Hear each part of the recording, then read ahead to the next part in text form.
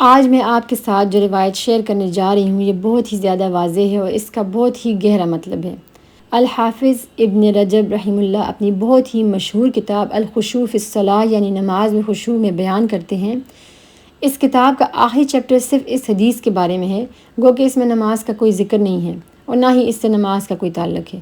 یہ ایک صحیح اور مستند حدیث ہے کہ رسول اکرم صلی اللہ علیہ وسلم فرماتے ہیں کہ میں جبرائیل علیہ السلام کے ساتھ بیٹھا ہوا تھا، فَإِذَا انشَقَّ أُفُقُ السَّمَاءِ، اچانک سے آسمان کے دو ٹکڑے ہو گئے، وَنَزَلَ ملک، اور ایک فرشتہ نیچے آیا، فَأَقْبَلَ إِلَيْنَا، اور وہ ہماری طرف آنے لگا۔ اب آپ جاننا چاہتے ہیں کہ اس روایت کی عجیب بات کیا ہے۔ رسول اکرم صلی اللہ علیہ وسلم نے فرمایا فَلَمَّا رَآهُ جِبْرِيلُ تَصَاغَرَ، جب جبرائیل علیہ السلام نے اس فرشتے کو دیکھا تو وہ چھوٹے ہو گئے۔ جب آپ کوئی اچانک سے انہونی ہوتے دیکھتے ہیں تو صدمے میں آ جاتے ہیں اور آپ پر ایک کیفیت سی طاری ہو جاتی ہے کہ جس میں آپ گرتے گرتے خود کو سنبھال لیتے ہیں، کسی چیز کو تھام لیتے ہیں۔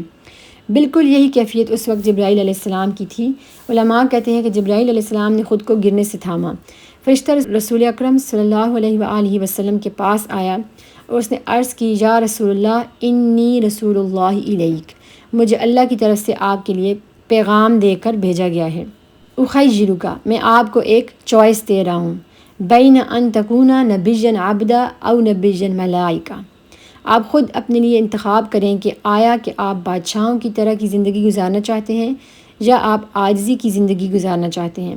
نبیا ملکہ کی مثال کی اگر بات کی جائے تو ان میں سلیمان علیہ السلام اور داؤد علیہ السلام وغیرہ آتے ہیں، یعنی ایسے نبی کے جو بادشاہوں کی طرح زندہ رہے، یعنی وہ انبیاء جنہوں نے بہت ہی آرام دہ زندگی گزاری اور ان کے پاس دنیا جہاں کی ہر نعمت اور ہر دولت موجود تھی، اثر و رسوخ تھا، جو وہ چاہتے تھے وہ کرتے تھے۔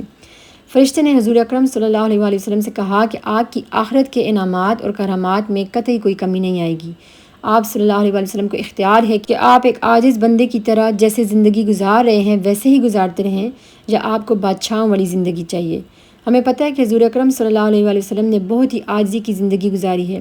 اس واقعے سے پہلے بھی آپ صلی اللہ علیہ وآلہ وسلم کئی دنوں اور راتوں تک بھوکے رہتے تھے، بھوک سے نڈال ہو کر پیٹ پر پتھر باندھتے تھے۔ آپ صلی اللہ علیہ وآلہ وسلم نے غربت کی زندگی گزاری، یہاں تک کہ آپ کو فتح کے بعد فتح ملتی گئی، لیکن آپ نے دنیاوی جاہ و جلال اور دولت کو کبھی بھی ترجیح نہیں دی۔ حضور اکرم صلی اللہ علیہ وآلہ وسلم نے فرمایا فَانْظَرْتَ إِلَىٰ جِبْرِيلَ، میں نے جبرائیل علیہ السلام کی طرف دیکھا، فَأَشَارَ إِلَيَّ أَنْتَ، جبرائیل علیہ السلام نے آپ صلی اللہ علیہ وآلہ وسلم کی طرف اشارہ کیا تو رسول اکرم صلی اللہ علیہ وآلہ وسلم نے فرمایا کہ میں ایک عاجز نبی ہونا پسند کرتا ہوں۔ تو فرشتہ چلا گیا۔ میں نے جبرائیل علیہ السلام کی طرف دیکھا اور کہا کہ یہ بہت ہی عجیب بات ہے۔ جبرائیل علیہ السلام نے عرض کی کہ یہ فرشتہ آج سے پہلے کبھی نیچے نہیں آیا۔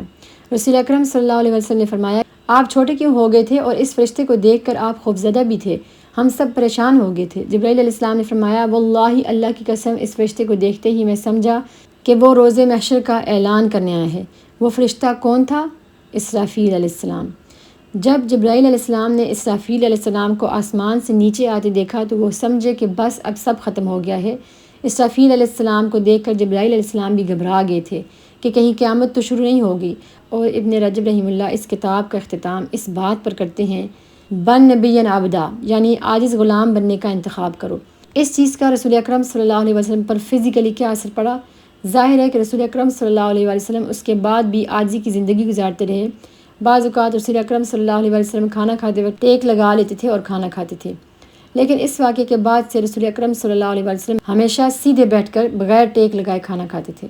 تو صحابہ کرام رضی اللہ تعالیٰ عنہ نے رسول اکرم صلی اللہ علیہ وسلم سے پوچھا کہ آپ صلی اللہ علیہ وسلم کھانا کھاتے وقت ٹیک کیوں نہیں لگاتے؟ تو آپ صلی اللہ علیہ وسلم نے جواب دیا کہ ایک نبی جو کہ اللہ تعالیٰ کا بندہ اور غلام ہے، اس کے لیے ٹیک لگا کر کھانا زیب نہیں دیتا۔ اس سارے واقعے سے یہ ظاہر ہوتا ہے کہ رسول اکرم صلی اللہ علیہ وآلہ وسلم نے عجز و انکساری کو شاہانہ طرز زندگی پر ہمیشہ فوقیت دی۔